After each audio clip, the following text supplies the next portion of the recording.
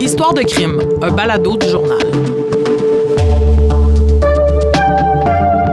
Hey, salut! C'est le fun de vous retrouver aujourd'hui. Mickaël, on a de la visite. Fraîchement arrivé de Québec. Salut! Donc, bienvenue dans nos archives. Merci. Moi, c'est Catherine Lamontagne. Je suis journaliste au bureau d'enquête. Et c'est la première fois que je débarque dans vos archives. C'est poussiéreux, c'est le fun. C'est poussiéreux, oui. Il y a un petit côté glauque à tout ça. Puis pourquoi? Puis c'est parce qu'on vient se parler des affaires judiciaires, affaires criminelles. Mickaël Nguyen, justement, journaliste aux affaires judiciaires au Journal de Montréal. Ouais, moi, c'est Valérie Gontier. Je suis journaliste aux affaires criminelles. Puis c'est justement des sujets qui nous ont occupés cette semaine dont on va parler. Hein. C'est ça le concept du balado. À chaque semaine, on parle là, des sujets qui ont attiré notre attention, sur lesquels on a planché. Catherine, toi, t'as travaillé depuis les derniers jours, t'as été très occupée. Ouais. T'as travaillé sur un sujet que tu connais sur le bout de tes doigts, là. Ouais, moi, c'est une page d'histoire pour moi, vraiment, dans ma carrière qui s'est tournée, là. C'est l'affaire de l'ex-juge Jacques Delisle qui a pris fin près de 15 ans après le début de cette saga. Je vous en parle tantôt. Ouais. Mickaël, toi, tu vas nous parler de vedettes. De vedettes, Normand Brathwaite, Marie-Claude Barrette, Régis Labourme. On parle d'histoire de crime. Dans ce cas-ci, on va parler de l'usurpation de leur identité pour faire de la fraude sur Facebook. Ouais. Moi, je vais vous parler d'une histoire vraiment particulière. Un cas d'harcèlement dans un contexte de violence conjugale. Mais l'accusé, c'est ça qui rend un peu spécial la cause, c'est que c'est un cadre au directeur des poursuites criminelles et pénales qui s'est retrouvé dans l'eau chaude parce que lui, il refusait là, de respecter les ordres de la cour. Donc, c'est un cas de personne qui ne voulait pas comprendre les règles et qui a harcelé sa conjointe à répétition. Il a plaidé coupable, je vais vous raconter ça. Cette semaine, on a donné congé à Maxime Delan qui prend cette place-là d'habitude. Maxime, on l'a envoyé couvrir des faits divers sur la route. On a donné congé aussi à Stéphane Allery pour la portion archive. On pourra s'en reparler dans les prochaines semaines. Stéphane est en train de fouiller d'autres dossiers. Il va venir nous montrer ça, des belles archives toutes poussiéreuses. Fait qu'on part ça.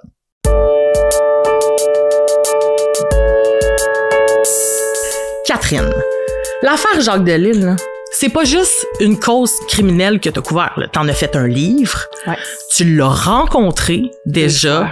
Ouais. Donc, t'as des projets, t'as fait plusieurs projets à ce niveau-là. Raconte-nous pourquoi Jacques Delisle est revenu dans l'actualité. Ben, l'affaire Jacques Delisle a connu vraiment un revirement de situation. Là, je pourrais même dire un coup de théâtre la semaine dernière. Quand il y a eu tout d'abord une première annonce à l'effet qu'il allait plaider coupable. Une accusation d'homicide involontaire. Lui, dans le fond, l'accusation principale, c'est que l'histoire remonte à 2009. C'est ça. Il est accusé d'avoir tué sa conjointe. Exact. Meurtre prémédité. Et il a été reconnu coupable du meurtre prémédité de son épouse en 2012. Il devenait alors le premier juge au Canada. Exact. On avait oublié de dire que c'est un juge. Le mot juge est super important parce que ça avait fait une commotion à l'époque. Exact. Un juge accusé d'un meurtre. Oui, il est reconnu coupable. C'est un ancien juge de la Cour d'appel. Jacques Delisle, c'était quelqu'un qui était très, très, très connu au Palais de justice de Québec. Très réputé, très respecté, très rigoureux. Ouais. Donc, c'est une figure marquante, là, vraiment, du Palais de justice de Québec. Tous les avocats criminalistes ou procureurs de la couronne qui ont une certaine expérience connaissent Jacques Delisle, ont probablement plaidé devant lui, connaissent à quel point il était rigoureux.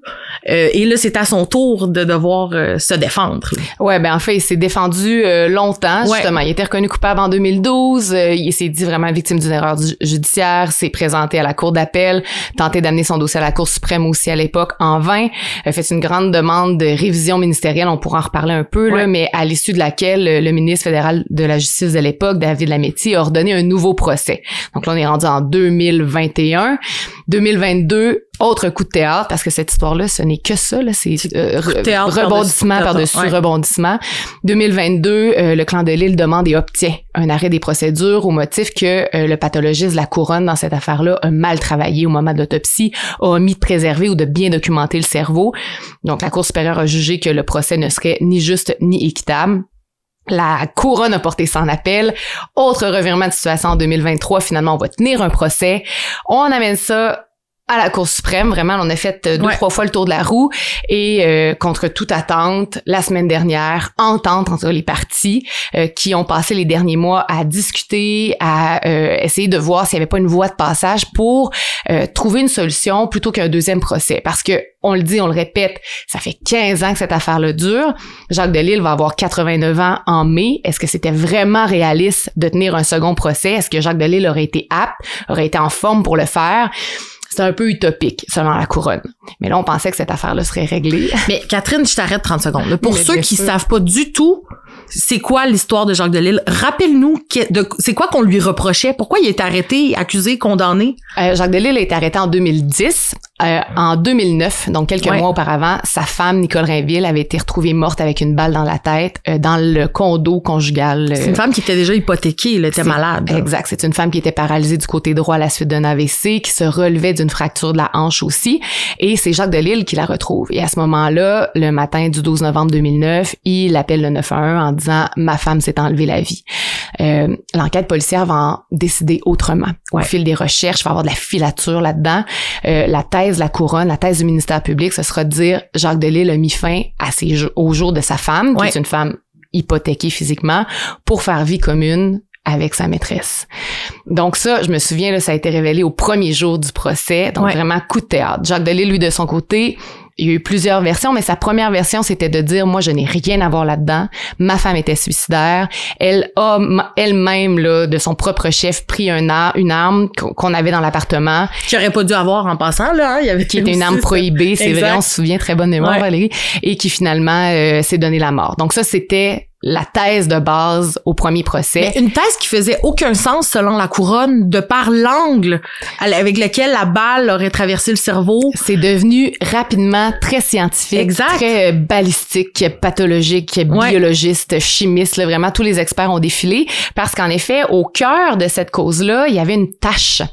Une fameuse tache de noir, sur la main. Exact, de noir de fumée dans la main gauche de la défunte. Et comme elle était paralysée du côté droit, rapidement, pour les experts de la couronne, c'était impossible pour elle qu'elle ait manipulé l'arme. Là. Sa main droite est invalide et sa main gauche, une arme normalement manipulée ne laisse pas ce genre de tatouage. C'était à l'arrière de la tête, donc il y avait comme il y avait eu une expertise, il y avait quelque chose qui avait été démontré de comment il a fallu qu'elle tienne l'arme. La défense disait que dans le fond, pour la couronne, c'était Jacques Delisle a fait feu, elle a mis sa main à la tête, pour se protéger. Le canon, exact, on obtient la tâche. Mais la défense est arrivée avec une expertise inédite, là, à l'effet que Nicole Rainville, si elle tenait l'arme à l'envers et qu'elle faisait feu avec, je me souviens plus quel doigt, on obtenait, semble-t-il, le même tatouage. Là. Mais le jury, à l'époque, n'a pas cru cette version-là. Je me demande, Jacques Delisle, il a quand même passé plusieurs années au pénitencier. C'est assez particulier. Un juge au pénitencier parmi les détenus. Toi, tu l'avais rencontré. Comment il a vécu ça et est-ce qu'il y avait un régime spécial pour lui? Il n'y avait pas de régime spécial pour lui. Moi, quand je l'ai rencontré, c'était en 2012 et en 2014. Donc, à ce moment-là, il était vraiment condamné pour le meurtre prémédité. Et en 2014, là, on savait la Cour d'appel et la Cour suprême avait rejeté le dossier. Donc, on savait qu'il préparait son ultime recours auprès du ministre. Mais quand je l'ai rencontré... c'est sûr que aller en prison, c'est vraiment particulier. Là. Je sais pas si ça vous est déjà arrivé. Non, pas récemment. C'est quand même une expérience, c'est ça, spéciale. Et c'est surtout particulier parce que lui a envoyé des centaines, des milliers de personnes en prison. Attention, c'était plus un juge du civil, hein, moins du criminel. Non, je comprends. Mais oui, il a quand même eu à trancher peut-être évidemment. Des trucs. Oui, absolument, t'as raison, mais le concept d'un juge. Mais même à ça, exactement, le concept d'un juge en prison, il nous le disait, là, il se faisait appeler par il les appelait jamais ses co-détenus, il les appelait ses compagnons, ses camarades. Il se faisait appeler monsieur le juge. Certains venaient lui demander des conseils judiciaires ou juridiques sans trop parler de leur cause, mais tu sais, juste pour avoir son point de vue. Il était attitré à l'entretien ménager. Je dirais pas qu'il était fier de ça, mais ça le rebutait pas parce que dans son enfance, sa mère, il avait été élevé comme de quoi c'est pas juste les femmes qui faisaient le ménage. Fait que, mais il trouvait aussi que c'était quand même routinier. T'sais, chaque jour, c'est la même routine. Même décor. Même décor, très peu de divertissement. Je me souviens qu'il m'avait avait dit à l'époque qu'il lisait énormément de livres. Ouais. Il aidait également ses compagnons, là, comme il les appelle, à peut-être faire appel ou dans ses causes, dans leur cause pour les conseils. Ouais, exact. Il était quand même à l'écoute, mais il nous avait pas révélé vraiment plus de détails que ça. Mais dans quel contexte tu l'avais rencontré en 2012? En fait, en 2012 et 2014. En 2012, c'est une rencontre exploratoire en vue du livre que j'écrivais. Exact. Et donc, c'est une rencontre exploratoire. Au début, on devait pas raconter ce qui s'était dit là. C'était juste pour faire connaissance, si tu veux. Puis en 2014, on a eu une deuxième rencontre où là, c'était beau, enregistreur sur la table. Sauf qu'il y avait tellement de différences entre 2012 et 2014 qu'on est revenu vers le clan de Lille en disant... On aimerait ça dire ce qui est arrivé en 2012. Parce qu'en 2012, Jacques Delisle était plein d'espoir. La cour d'appel s'était pas encore prononcée. C'était différent, là. En 2014, c'est un homme résigné, quoi, ou... Non, abattu. Abattu. Je dirais un homme abattu, honteux, qui témoignait aussi des impacts de sa condamnation sur son entourage, sur ses enfants, sur ses petits-enfants. Lui, il est en prison, il est un peu préservé de ça, mais dans la vraie vie, là, ses enfants continuent de vaquer à leurs occupations, ses petits-enfants continuaient d'aller à l'école. Il trouvait ça difficile à ce moment-là. Ouais. C'est ça le destin d'un meurtrier, parce que c'est difficile, mais en même temps, c'est la conséquence de lui qui a tué sa femme. Exact, ouais. Mais là, Jacques Delisle a fini par sortir de prison. Ouais. À cause de tous les développements. Donc, raconte-nous ça. Il est sorti de prison. 2021. Là, ça fait à ce moment-là près de 9 ans que Jacques Delisle est au pénitencier. Ça fait 6 ans qu'il a déposé sa demande de révision ministérielle auprès du ministre. Et là, le temps passe, puis vraiment, on n'entend pas parler. Là, moi, je fais des suivis une fois de temps en temps, mais là, vraiment, du jour au lendemain, bang, le ministre annonce dans un communiqué laconique que il est convaincu de la possibilité qu'il y ait une erreur judiciaire dans cette affaire-là. Donc là, les parties se rencontrent au palais de justice. Rapidement, son avocat demande une remise en liberté. Mais ça, faut expliquer aux gens que c'est très rare. Mais oui! Qu'un ministre s'ingère comme ça, puis c'est une procédure qui existe. C'est prévu au code criminel. Il y a rien mais de... c'est rare. C'est une procédure exceptionnelle. Il y a beaucoup plus d'appelés que d'élus. Là. Je pense que en 2003 puis 2023, là, il y a à peine une vingtaine de gens qui ont obtenu des nouveaux procès ou des renvois à la cour d'appel. Et habituellement, c'est dans des dossiers du genre j'ai été condamné en 90, il y avait une preuve d'ADN, on n'a pas été capable de l'analyser, mais là en 2022, 23, 24, faut de nouveaux éléments. Exact. Puis là, c'est comme flagrant que l'ADN trouvé sur les lieux du crime innocente la personne qui a été condamnée. Là, dans le cas de Jacques Delisle, ce qu'on avait comme preuve, c'était un témoignage. Parce que finalement, entre-temps, Jacques Delisle avait livré sa version des faits, avait reconnu avoir menti, puis là, finalement, sa femme s'était pu enlever la vie. C'est lui qui avait fourni une arme chargée, à sa demande parce que elle souhaitait en finir. Exact. Donc là, il s'impliquait dans le décès de sa femme. Donc il y avait ce nouveau témoignage-là qui n'a pas été livré au procès, il n'a pas témoigné ni devant la cour d'appel, ni devant la Cour suprême. Donc ça sortait en 2015. Mais ça, c'était son choix. Fait que c'est lui qui a décidé de pas témoigner, c'est lui qui a menti, et là, il est récompensé parce qu'il a menti. Et ce qu'il avait dit dans son adresse... mais c'est vrai que c'est surprenant. Puis de la part d'un juge, là aussi. Puis ce qu'il avait dit à ce moment-là pour expliquer sa décision de ne pas témoigner, c'est que parce que son témoignage avait été annoncé, là, rappelons-nous, au procès. Jacques Delisle devait témoigner le lundi matin. C'était le dernier témoin de ce procès-là. Et le lundi matin, la défense a dit preuve close. On est prêt à passer au plaidoirie. Ça non plus, personne... Autre coup de théâtre, exact. Mais quand il a déposé sa version des faits, finalement, ce qu'il a dit, c'est qu'il avait pas pu témoigner parce que la femme de son fils, qui s'était mis porte-parole dans le fond de la famille, l'avait supplié de pas aller raconter qu'il était impliqué dans le fond dans le décès de sa femme parce que la couverture médiatique était déjà abondante, là ça serait un tsunami de nouvelles, il y aurait des impacts encore sur la famille, puis à leurs yeux, il était convaincu qu'il allait pas être reconnu coupable. Donc, c'est les raisons qu'il va donner, mais tout ça en 2015, évidemment. Absolument, tu sais, puis après coup, puis effectivement, j'ai entendu des avocats criminalistes très connus et très respectés dans le domaine qui ont commenté l'affaire Delisle et qui sont venus dire, Jacques Delisle était le premier en cour d'appel à dire OK, mais votre client n'a pas témoigné. Donc, pourquoi maintenant vous dites qu'il clame son... Et là, on est juste à la cour d'appel. Donc en plus... C'est ça. Donc, lui, il n'a pas témoigné à la Cour supérieure, à la Cour d'appel, à la Cour suprême. Il a fallu vraiment se rendre au bout pour qu'il livre finalement sa version des faits. C'est dans le cadre d'une entrevue qu'il avait donnée à un autre média là, qui avait comme donné cette version-là. Oui, mais qui était aussi contenue dans un affidavit. Là. Dans le fond, Jacques Delisle a rempli un affidavit puis c'est la même chose là, qui est allé répéter à la télévision d'Ottawa. Absolument. Comment on en vient à ce qui s'est passé la semaine dernière? Ben, c'est le fruit de rencontres de facilitation, des séances de facilitation. Donc, les deux parties... Dans le bureau d'un juge. Exact. Ouais. Dans ce cas-ci, ça, c'est quand même intéressant, c'est un juge à la retraite qui a encadré les parties. Et ce juge à la retraite-là, c'est le juge Claude Ségagnon, qui était, tout est dans tout, le juge au premier procès. C'est tellement logique. De parce Jacques que Delisle. lui connaît, se souvient assurément, il a tout entendu la preuve.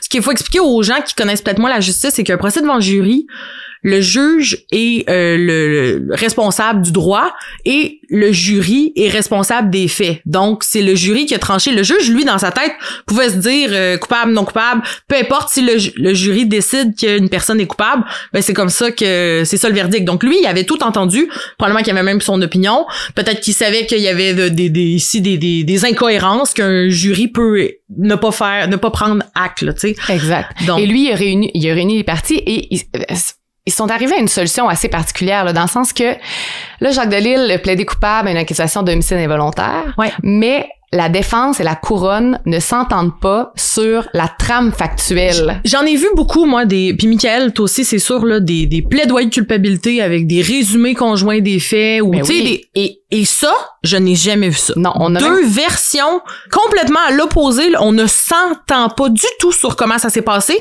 mais ces deux versions-là concorde avec l'accusation d'homicide involontaire. Tout le monde est à l'aise avec ça. C'est super difficile à expliquer au public. Un homicide involontaire, c'est comme, ça peut être d'un geste que tu sais qui est négligent, qui mène à la mort. Exemple, on se bat, je te donne un coup de poing, tu meurs. Je peux être condamné pour homicide involontaire parce que je le sais que moi, c'est illégal de donner un coup de poing. Mon intention n'est pas de te tuer et juste de te péter la gueule. Mais tu meurs et je dois être responsable de ça, tu sais. Aussi, ça peut être juste être un meurtre, mais que l'intention était pas là. Tu sais, Mickaël, on le voit. Meurtre. Un presque meurtre. Ce qui est vraiment particulier ici, de ce que je lisais, tes articles étaient rapides, efficaces, mais on parle qu'il a causé la mort, il est responsable de la mort, mais après, Jacques Larochelle, l'avocat de la défense, probablement un des meilleurs avocats au Québec, qui va dire que c'est plus par incitation au suicide. Puis là où j'ai un questionnement, c'est l'incitation au suicide, c'est un article du code criminel. Donc, beaucoup de monde se disait comment il a fait plaider coupable Jacques Delisle à une accusation d'homicide involontaire alors qu'il va dire que c'était pas un homicide. Est-ce que c'est mis dans les plats en parlant Est-ce que c'est une faute professionnelle? Ben écoutez, là, moi je suis pas juriste, mais ce que je peux vous dire, c'est que toutes les parties s'entendaient pour dire que c'était hautement exceptionnel. Ouais. Ce qui a été présenté à la cour là, devant le juge, c'est vraiment la version selon laquelle Jacques Delisle a fourni une arme prohibée, une arme chargée à sa conjointe, donc dans un contexte d'aide au suicide. Ouais. Et devant la couronne a dit, nous on n'est pas d'accord avec ça. Nous, on est convaincus que Jacques Delisle a une implication plus grande dans le décès de sa femme.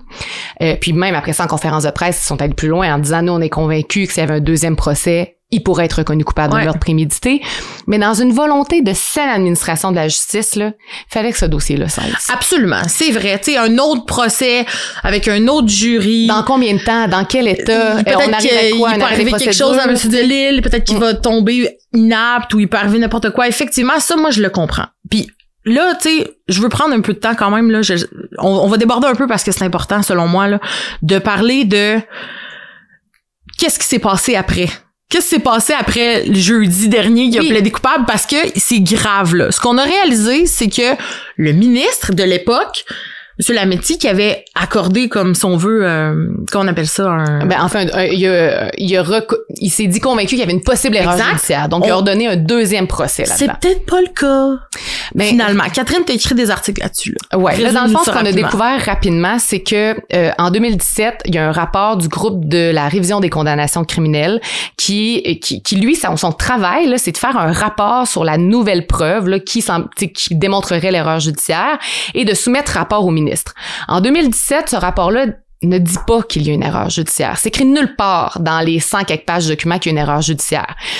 Après ça, le ministre a reçu d'autres expertises de la part du clan Delisle, donc des nouvelles études, des nouveaux rapports de scientifiques et un nouvel argumentaire de la part de l'avocat de Jacques Delisle. Et après ça, le ministre est allé consulter des avis externes. Il est allé voir 2 juristes éminents, là, dont un juge à la retraite de la Cour de l'Ontario qui s'appelle Paul Bélanger, pour avoir des avis. Et après ça, il a ordonné son nouveau procès en 2021. Donc, il s'est passé 3 ans et demi, 4 ans entre le rapport qui dit qu'il n'y a pas d'erreur, puis Lametti qui dit il y a possiblement une erreur. Le problème, c'est que la couronne a jamais été mis au courant de ce qui s'est passé en 2017 puis 2021. Puis la couronne, elle, quand elle apprend qu'il y a un nouveau procès, elle écrit à Ottawa pour dire « Pointez-nous où est l'erreur judiciaire. » Parce que s'il faut retirer l'accusation, on va le faire. S'il faut modifier l'accusation, on va le faire. Mais dites-nous où est l'erreur judiciaire et qu'est-ce qui vous a motivé qu'on puisse s'ajuster. Et ces lettres-là sont demeurées sans réponse.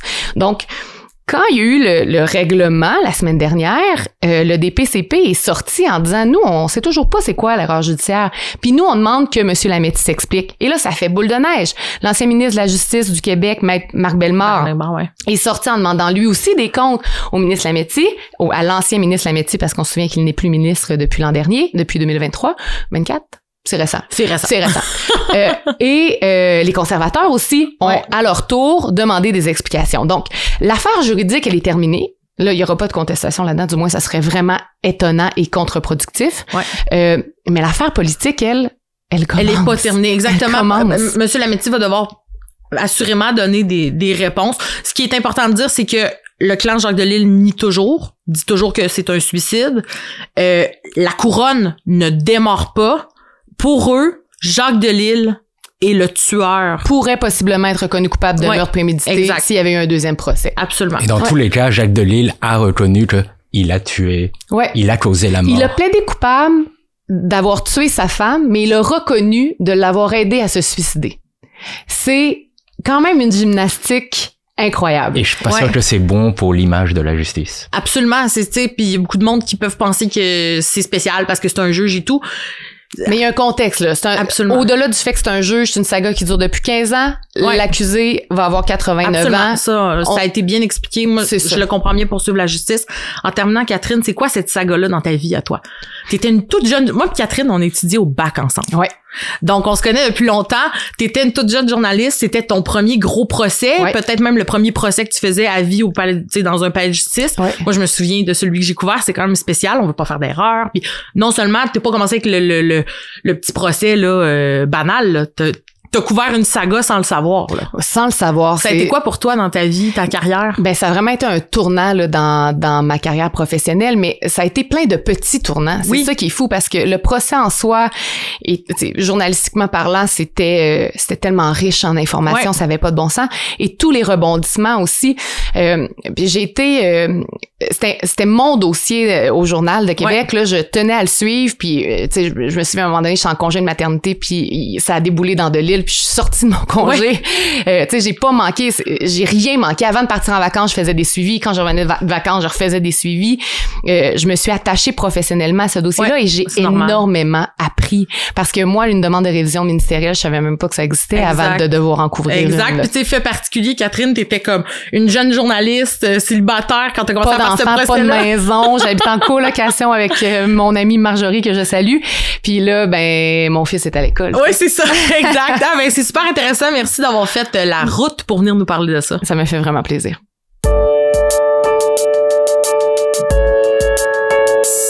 Moi, je vais vous parler d'une histoire vraiment particulière. Ça peut sembler être un cas banal de violence conjugale, là. Un homme qui se fait arrêter là, dans un contexte de violence conjugale, interdit de contact avec sa conjointe, là, comme on va voir, ne respecte pas l'interdit de contact. Arrêté de nouveau. On lui redonne encore un interdit de contact. Première chose qu'il fait, arrêter de nouveau. Tu sais, vous voyez le genre, là, c'est arrivé. À 4 reprises, ce monsieur-là s'est présenté devant un juge.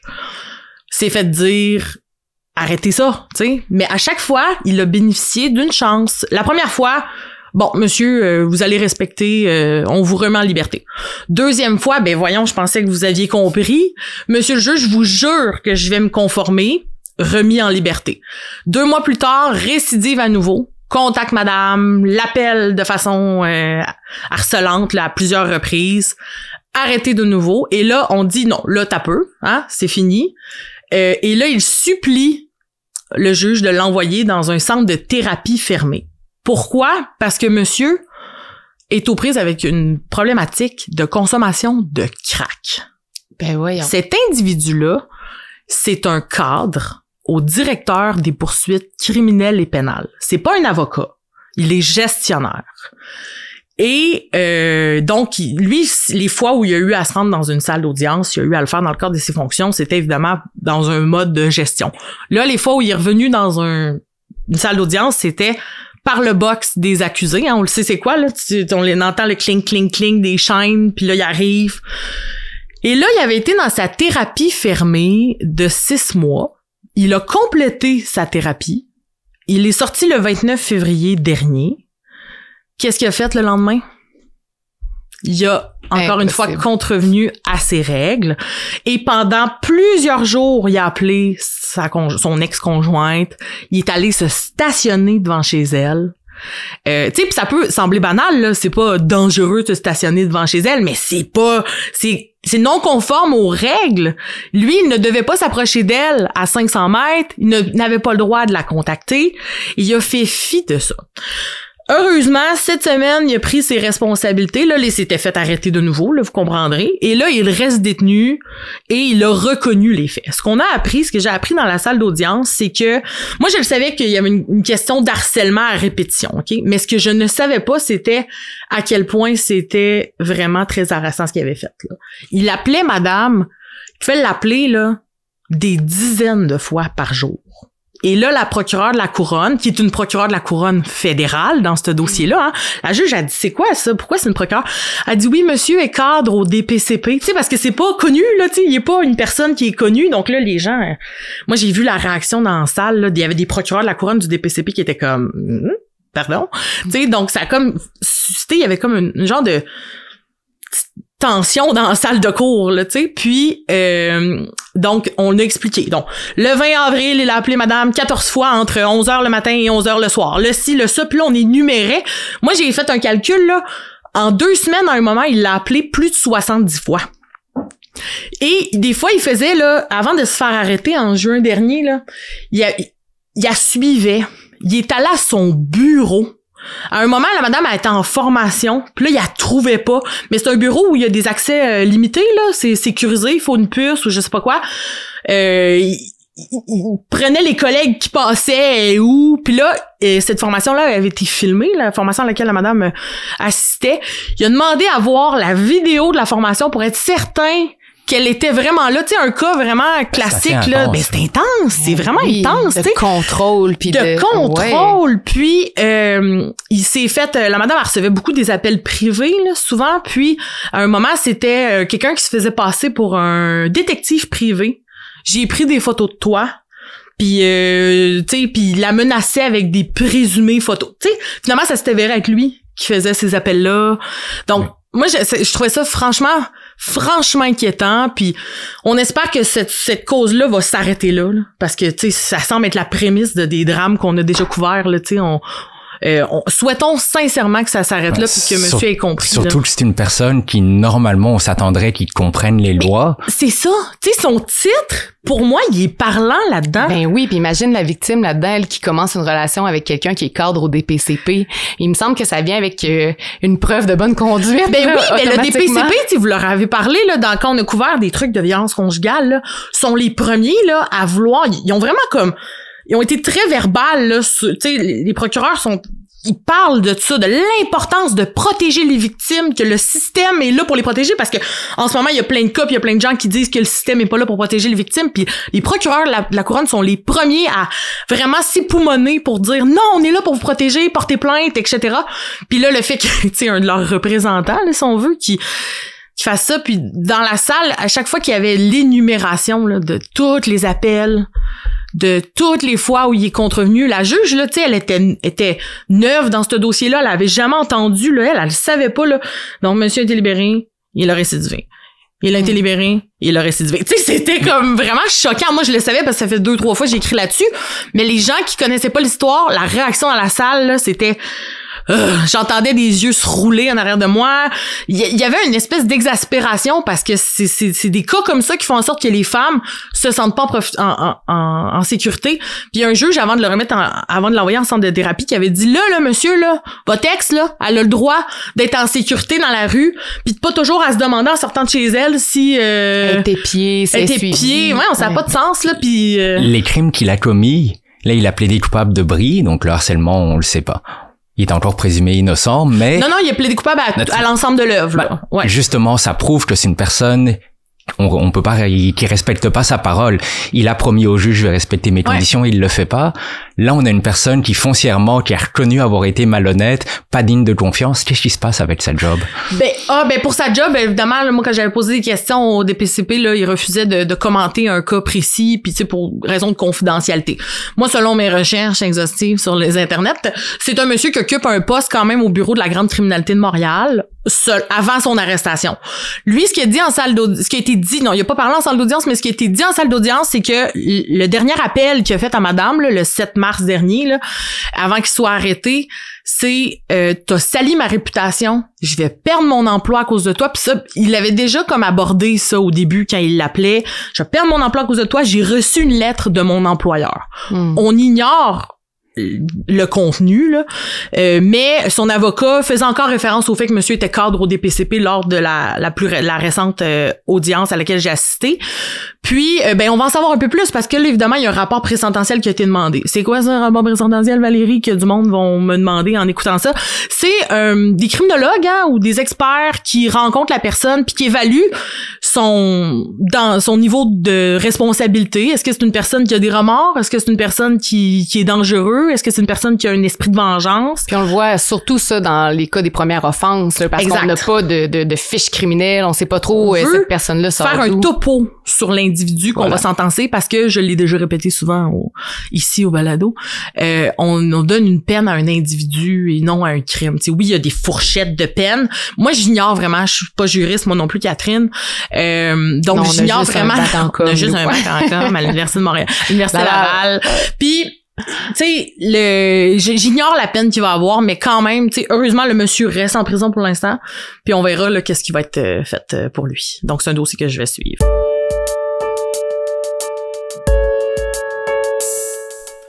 Mick, toi, tu nous parles de vedette. Si je vous dis que Norman Brathwaite est mort, cliquez sur le lien.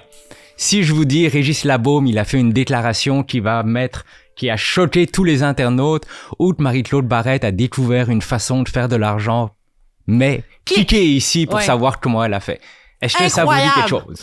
Moi, je veux en savoir plus. Non, mais exact, là, c'est des titres très accrocheurs. Si vous allez sur Facebook, il y a des très bonnes chances que vous avez vu passer du contenu sponsorisé, ou il y a un bel article, avait été écrit en bas, lapresse.ca, Radio-Canada, CBC.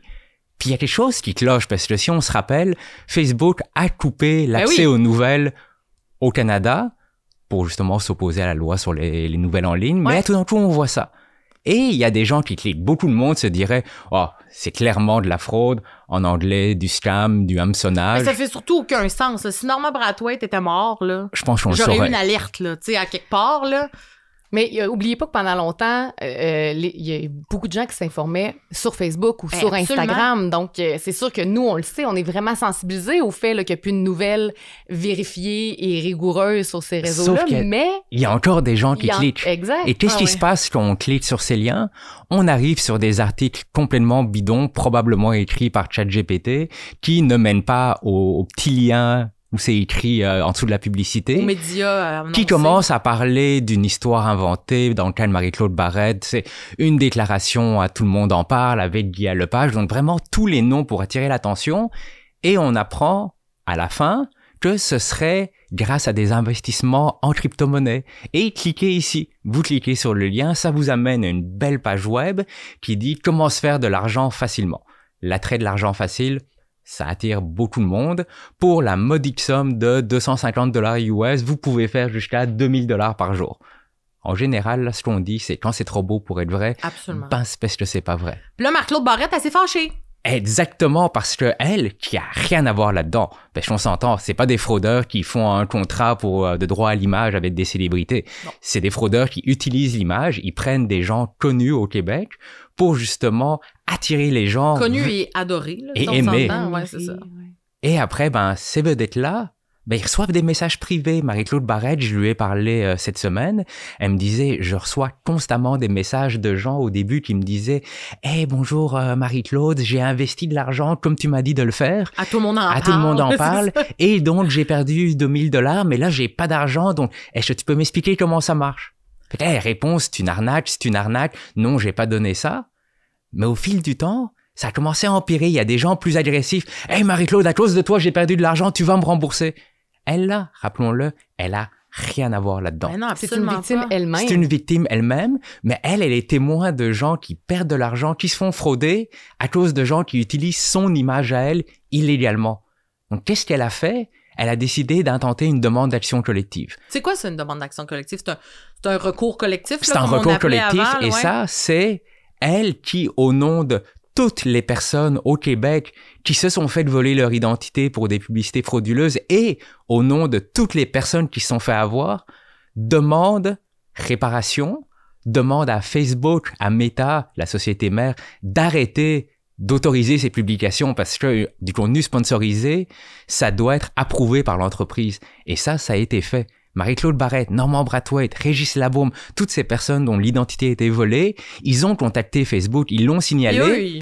Et la réponse, exactement, la réponse c'est ça ne va pas à l'encontre de nos politiques de publicité et donc elles sont autorisées. Faut se rappeler que pour faire une publicité auprès de Facebook, il faut payer Facebook. Donc eux, ils se font de l'argent. Ouais. Et aux quantités de publicité frauduleuses qu'on voit, on peut imaginer que c'est un bon paquet de bidous qui rentrent dans leur poche. Au Québec, les doivent en avoir ailleurs avec d'autres personnalités qu'on connaît pas. Là, tu parles de Marc-Claude Barrette, mais à l'automne dernier, avec mes collègues de JE aussi, on avait fait un reportage là, sur Claude Legault qui vendait des pilules, évidemment, pour les difficultés érectiles et des affaires comme ça. Le docteur Valboncoeur également. Eh ben oui, puis il y a eu d'autres la personnalités, la perte de poids, c'est exact, là, Isabelle Huot. Ouais. C'est ça, c'est un fléau. Là. C'est un fléau.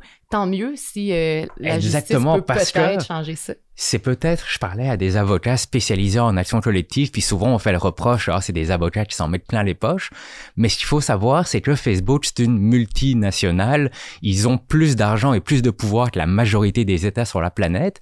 Et il y a la loi sur la protection du consommateur. Donc évidemment, les gens pourraient aller porter plainte à ce niveau-là, mais ça prendrait des mois, ça prendrait de l'argent parce que ils vont probablement devoir embaucher un avocat. Donc, pour obtenir réparation, il faut mettre encore plus d'argent. Et imaginons que Facebook ait une amende de $1,000 à payer au bout d'une enquête qui a coûté $50,000 à faire. C'est un peu des blagues et c'est pas ça qui va faire changer les mentalités. Ils peuvent rien faire, mais on s'entend qu'ils ont mis en œuvre toute une technique pour empêcher les médias d'être publiés. Mais donc, ils sont capables de faire quelque chose. C'est pas qu'ils ne peuvent pas, c'est qu'ils ne veulent pas. Exact. Et les tribunaux, l'action collective, un début, ils demandent évidemment réparation monétaire. Il n'y a pas de montant qui est indiqué, mais ils demandent aussi que Facebook arrête ces pratiques-là. Exact. Et ça, c'est peut-être le seul moyen pour forcer un géant qui se pense tout permis de justement se plier aux lois d'ici et d'agir peut-être comme un bon citoyen corporatif parce que c'est un vol d'image et d'une certaine façon, Facebook est complice de fraudeurs. Puis ça, on parle pas de grande fraude parce que souvent on parle de fraude Internet, on pense à des hackers russes qui trouvent des failles. Non, au Québec, la particularité, c'est que c'est pas des génies informatiques, mais ils sont débrouillards. Ouais. Avec tout ce qu'ils ont à leur disposition, ils arrivent à faire des petits trucs. Puis ça, on soupçonne que c'est pas des fraudeurs africains parce que c'est du monde qui connaissent. Ils utilisent ChatGPT, ils utilisent les images de gens d'ici. Ils connaissent les personnalités d'ici qui sont aimées. Exactement. Qui sont puis ça rapporte de l'argent parce que c'est vu à grande échelle. C'est une entreprise de volume, en fait. Ouais. Il y a peut-être 50 000, 100 000 personnes qui vont le voir. La majorité vont savoir que c'est de la fraude. L'immense majorité ne vont pas cliquer. Mais ça en prend juste 3 ou 4 par jour. C'est comme l'histoire de fraude amoureuse dont je vous ai parlé la semaine dernière. Il s'agit qu'il y en ait sur la masse de personnes à qui ils vont écrire. Il s'agit qu'il y en ait juste 2, 3 qui accrochent à l'hameçon. Puis eux, qui envoient $2,000. C'est ça. Qui envoient 3 personnes par jour qui envoient $1,000 chacune. C'est $3,000 dans la poche d'un fraudeur. Clair, c'est pas mal plus que qu'on travaille au salaire minimum. Exact. Michael, pourquoi une action collective? Est-ce que Marc-Claude Barrette, c'est une bonne stratégie de faire ça? Tout à fait, parce que il y a le fond des actions collectives. Donc, c'est quasiment certain que tant que les partis le veulent, ça va aller jusqu'au bout. Ça met de la pression à Facebook pour vouloir régler parce que ils pourront pas se dire on va les avoir à l'usure et quand ils auront plus d'argent pour payer leurs frais d'avocat, là ils vont devoir laisser tomber. C'est ça. Et surtout, ça fait qu'on n'a pas besoin de chercher toutes les victimes dès maintenant. On peut attendre la fin de l'action collective et là les victimes vont se manifester. En fait, ça fait une épée de Damoclès sur la tête de Facebook qui se dit on sait pas combien on va devoir payer et plus il y a de fraude, plus il y a de victimes, plus ça va nous coûter cher. Et les grosses entreprises, c'est comme ça qu'il faut leur parler, c'est le langage de l'argent, parce que s'ils ne le font pas moralement, si le cours de l'action descend parce qu'ils se retrouvent avec une amende de 100 millions de dollars à payer, par exemple, peut-être que là, ça va donner une idée aux actionnaires de dire « soyons des personnes un peu moins dommageables pour la société ». Donc là, on va se retrouver avec une liste de victimes qui va ressembler quasiment à une liste d'invités au prix Gémeaux, là. Tu sais, ça va juste tout être des personnalités connues. Puis... Mais il va y avoir tous ceux aussi qui se sont fait avoir par ces images-là. Probablement. Est-ce que ça vise juste les personnalités publiques? Ça vise aussi les victimes. Et justement, il y avait une victime, c'est un retraité de la Beauce qui, lui, a perdu sa maigre retraite parce qu'il pensait que c'était une bonne chose, parce que pour lui, c'était Marie-Claude Barrette, même si c'était pas elle. Ah bon, on va suivre ça. Hey, merci beaucoup. C'est vraiment le fun de vous avoir parlé. Merci d'être venue, Catherine Lamontagne. Tu fais maintenant partie, t'es notre première collaboratrice au balado. Externe. Donc voilà, puis la prochaine fois que tu es à Montréal, fais-nous signe. On va pouvoir se parler. Plaisir. Puis Mick, nous, on se reparle la semaine prochaine. Merci. Merci à vous deux. Tous les articles discutés dans le balado sont disponibles au www.journaldemontréal.com.